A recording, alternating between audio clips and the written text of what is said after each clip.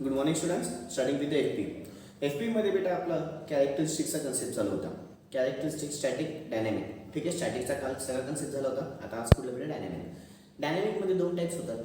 कुठले बेटा turn on characteristics आणि अजून एक टर्न ऑफ कॅरेक्टरिस्टिक्स. ठीक आहे, त्याची काही तुम्हाला डिटेलमध्ये एक्सप्लेनेशन नाही आहे. पण डायनॅमिक कॅरेक्टरिस्टिक्सबद्दल बेटा काही महत्त्वाचे डेफिनेशन्स आहेत त्याच्यामध्ये.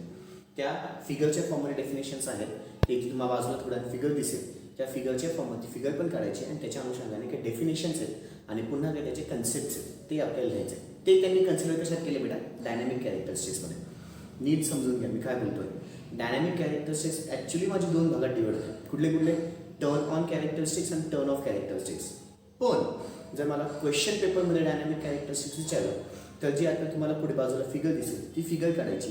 त्याच्यामध्ये 3 कन्सेप्ट्स असतील. ते 3 कन्सेप्ट्स तुम्हाला एक्सप्लेन करायचे. ती फिगर जेव्हा चालू होईल तेव्हा मी सगळं सांगेन.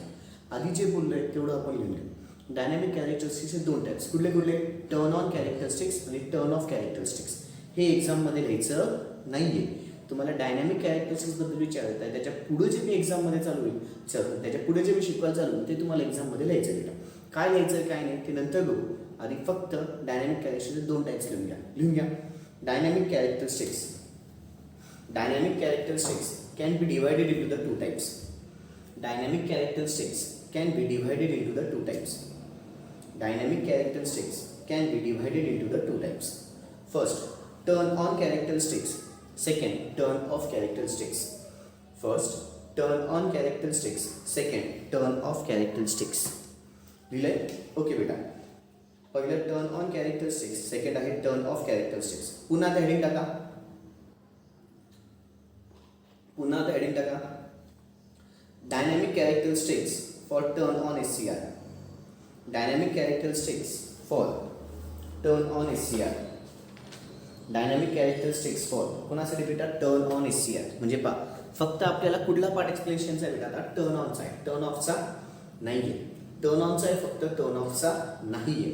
पुन्हा एकदा कुठला भाग आहे बेटा? फक्त टर्न ऑन कॅरेक्टरिस्टिक्सचा भाग आहे, टर्न ऑफचा आपल्याला नाही आहे.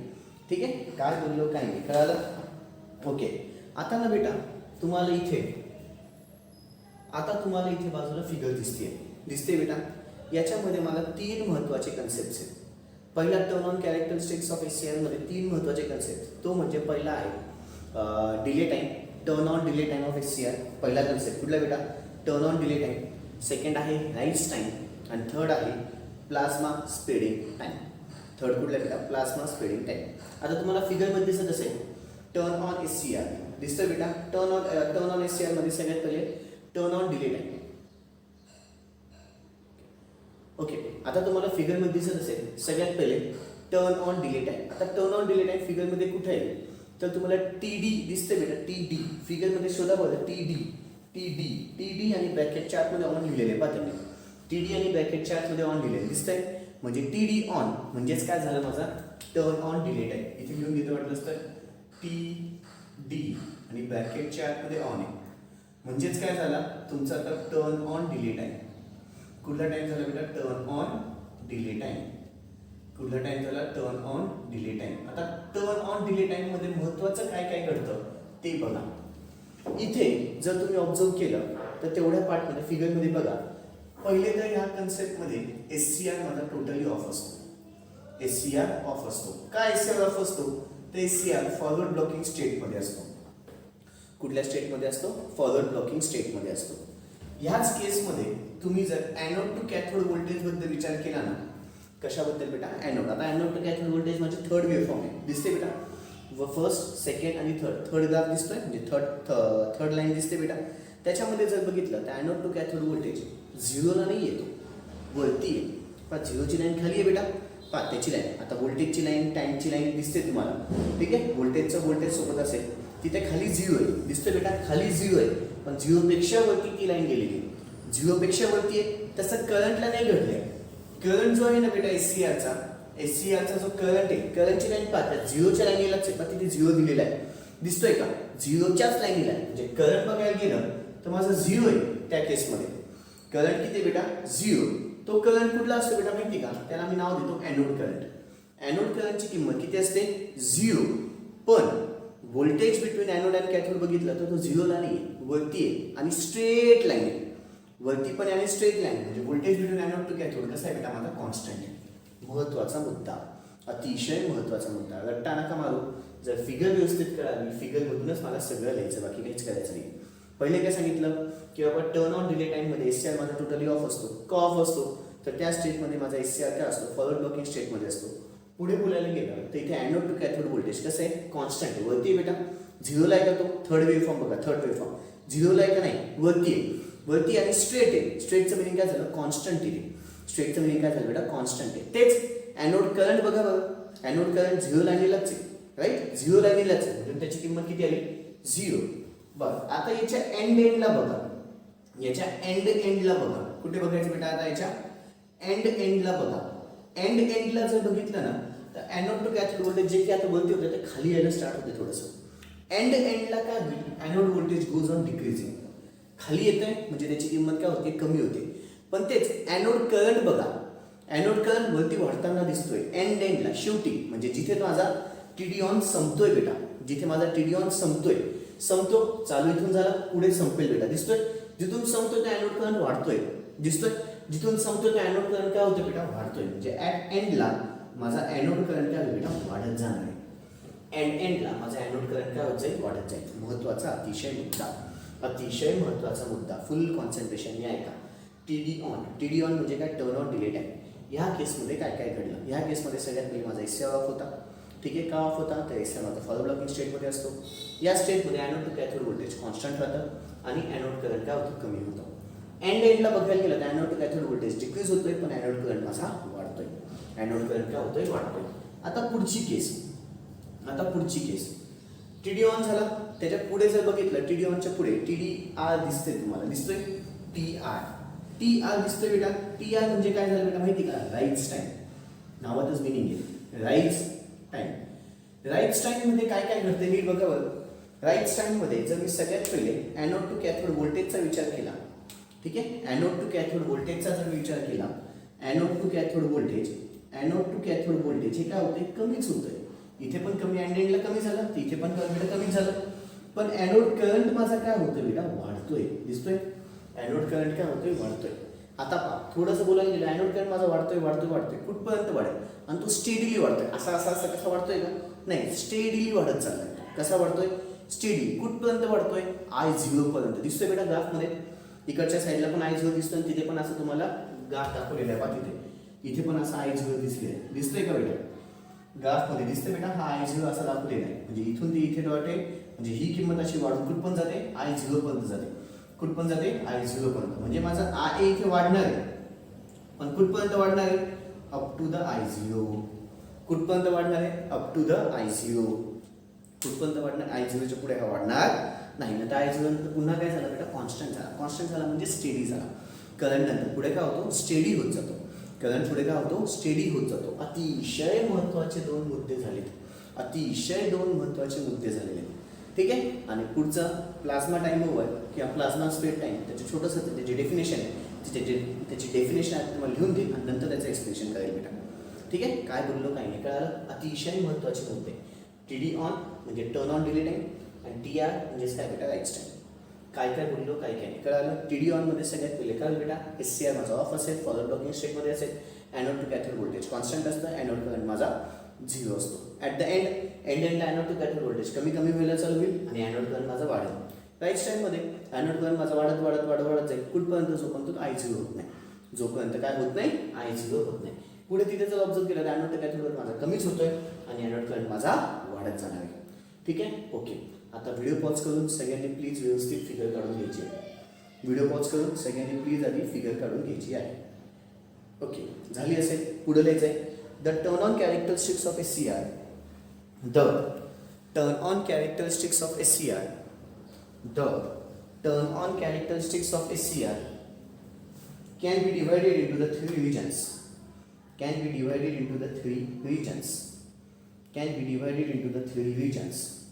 First, regions or types can be divided into three regions or types. First, turn on delay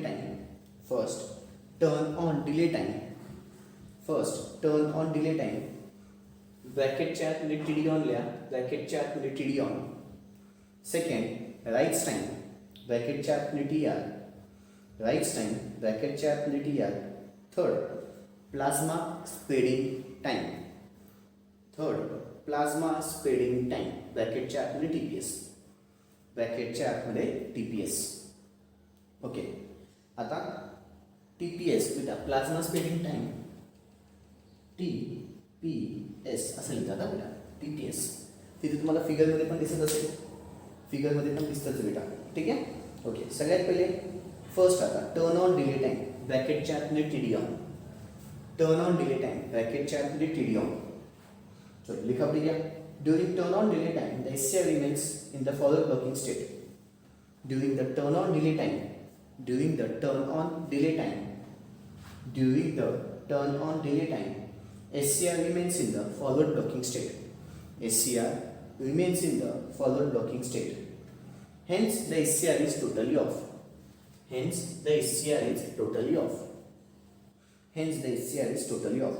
What's the point? At this time, anode to cathode voltage ब्रॅकेटच्या आतमध्ये VAK. At this time, anode to cathode voltage ब्रॅकेटच्या आतमध्ये VAK. At this time, anode to cathode voltage ब्रॅकेटच्या आतमध्ये VAK remains constant and high. Remains constant and high. ब्रॅकेटच्या आतमध्ये VAK remains constant and high. While the anode current ब्रॅकेटच्या आतमध्ये IA. While the anode current ब्रॅकेटच्या आतमध्ये IA is 0. While anode current ब्रॅकेटच्या आतमध्ये IA is 0. Puts a point. Puts a point. At the end of this interval, the voltage VAK. At the end of this interval. At the end of this interval, the voltage VAK. The voltage VAK begins to decrease. Begins to decrease. Begins to decrease. And anode current ब्रॅकेटच्या आतमध्ये IA and anode current ब्रॅकेटच्या आतमध्ये IA starts to increase. And anode current ब्रॅकेटच्या आतमध्ये IA starts to increase. And anode current ब्रॅकेटच्या आतमध्ये IA starts to increase. And anode current ब्रॅकेटच्या आतमध्ये IA starts to increase. पुढचा point एक गोल सोडून आता rights time टाका heading rights time ब्रॅकेटच्या आतमध्ये TR. ब्रॅकेटच्या आतमध्ये TR. During this interval, anode current rises. During this interval, the anode current rises at the rate of DIF upon dt. लिहिले बेटा DIF upon dt. ते तुम्हाला ग्राफमध्ये पण दिसत असेल बेटा. राईज होताना किती राईज होत बेटा DIF upon dt. ठीक आहे. And which is the steady value. And which is the steady value I0 वाढतो कुठपर्यंत जातो बेटा I0 पर्यंत. And which is the steady value I0. And which is the steady value I0 within a short period of time. Within a short period of time. Puts a point. The write time ends as soon as the current reaches the I0. The write time ends. दिसतो बेटा figure मध्ये I0 गाठला की right time संपून गेला बेटा. पहा right time तेवढ्याच ब्लॉकसाठी TR फक्त तेवढ्याच वेळ. कुठल्या वेळेसाठी बेटा करंट वाढला I0 झाला की राईट टाइम काय झाला बेटा संपून गेला. दिसतोय फिगरमध्ये. ओके तोच पॉईंट लिहायचा आहे. The right time ends as soon as the anode current reaches the I0. The write time ends as soon as the anode current reaches the I0. The write time ends as soon as the anode current reaches the I0. As soon as the anode current reaches the I0. Puts a point. Puts a point. During the write time interval, the anode to cathode voltage. During the write time interval, the anode to cathode voltage. During the write time interval, the anode to cathode voltage starts to decrease very fast. Starts to decrease very fast.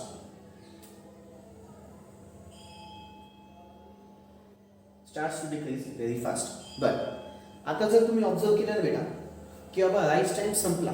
जिथे माझा rice time संपलाय बेटा दिसतोय फिगरमध्ये पहा. जिथे तुमचा rice time संपलाय पण त्याच्यानंतरही माझा करंट अजून पडतोच आहे बेटा. त्याच्यानंतरही करंट कमीच होतोय. दिसतोय बेटा. म्हणजे काय की जरी माझा राईस टाइम संपला तरी तो करंट काय होईल बेटा पडेल. आणि तिथून पुढे जो टाइम चालू होतो तो कुठला आहे बेटा प्लाझ्मा स्पेड टाइम. तो कुठला टाइम आहे प्लाझ्मा स्पेड टाइम. दिसतोय बेटा प्लाझ्मा टीपीएस दिसतोय. टीपीएस मध्ये पण जर तुम्ही ऑब्झर्व करत असाल टीपीएस मध्ये पण तो व्होल्टेज कमीच होतोय. वाढतोय का बेटा?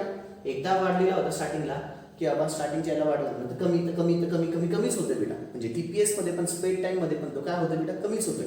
कुठेच तो वाढताना दिसत नाही. फिगर मध्ये बघा, नीट बघा, फिगर मध्ये बघा, टीपीएस कमी पडतोय. इथे पहा, पडतोय तर पडतोच आहे बेटा, कंटिन्युअसली पडतोय तो. Got it? कंटिन्युअसली म्हणजे राईस टाइम मध्ये पण पडला, टीपीएस मध्ये पण तो पडतोच आहे. प्लाझ्मा टाइम मध्ये पण व्होल्टेज काय होतं बेटा? पडतोच आहे. तोच पॉईंट लिहायचा आहे. Even if after the rice time interval is ended, even if after the rice time interval is ended, even if after the rise time interval is ended, even if after the rise time interval is ended, the voltage VAK continues to fall in the plasma spread time also, in plasma spread time also. Okay, आता पुढे लिहायचं आहे plasma spread time. पुढे लिहायचं बेटा plasma spread time bracket 4 मध्ये TPS. चलो, the time required for the plasma to spread the lateral area, the time required for the plasma to spread, the time required for the plasma to spread the lateral area, lateral LATERAL, lateral area of the SCR, the time required for the plasma to spread the lateral area of the SCR is known as spread time interval, is known as spread time interval, is known as spread time interval. बरं, म्हणजे काय? हा एक प्रकारचा time required आहे. कशाला बेटा? प्लाझ्माला spread व्हायला एका स्पेसिफिक एरियासाठी. एका स्पेसिफिक एरियासाठी प्लाझ्माला जो स्प्रेड व्हायला टाइम लागतो त्याला काय नाव दिले? Plasma time. त्याला काय नाव दिले? Plasma time. पुन्हा एकदा, कुठल्याही SCRच्या एरियावरती जो टाइम प्लाझ्माला स्प्रेड व्हायला लागतो, जो टाइम प्लाझ्माला स्प्रेड व्हायला लागतो SCRच्या कुठल्याही एरियावर, त्याला काय नाव दिलंय? Plasma time. बरं, आता ना बेटा ज्यांना हे शॉर्टकट्स लिहायची इच्छा आहे त्यांनी प्लीज लिहून घ्या. कुठेतरी आपल्या जागेमध्ये लिहून घ्या किंवा शॉर्टकट लिहून घ्या. म्हणजे हे तुम्हाला एक्झाममध्ये कामास येतील. पुन्हा हे तुम्हाला कुठे कामास येईल बेटा? एक्झाममध्ये. ठीक आहे? ओके, इथे माझं आता तुमचं डायनॅमिक कॅरेक्टरिस्टिक संपलं. पुढचा कन्सेप्ट आहे बेटा लॉसेस इन पॉवर डिव्हाइसेस. आता losses in power devices me already हे फर्स्ट चॅप्टरमध्ये घेतलेले आहे, पण सेकंड चॅप्टरमध्ये पण त्यांनी डबल घेतले, तर मी हे डबल घेणार नाही. फक्त आपण कन्सेप्ट लिहायचा आहे आणि क्वेश्चन घेऊन घ्यायचा आहे. पुन्हा काय लिहायचं आहे? सी चॅप्टर 1 किंवा refer chapter 1 for above question. लक्षात येत आहे? चलो, हेडिंग टाका losses in power devices. Losses in power devices. Question घ्या. Give the classification of various losses in power devices. Give the classification of various losses in power devices.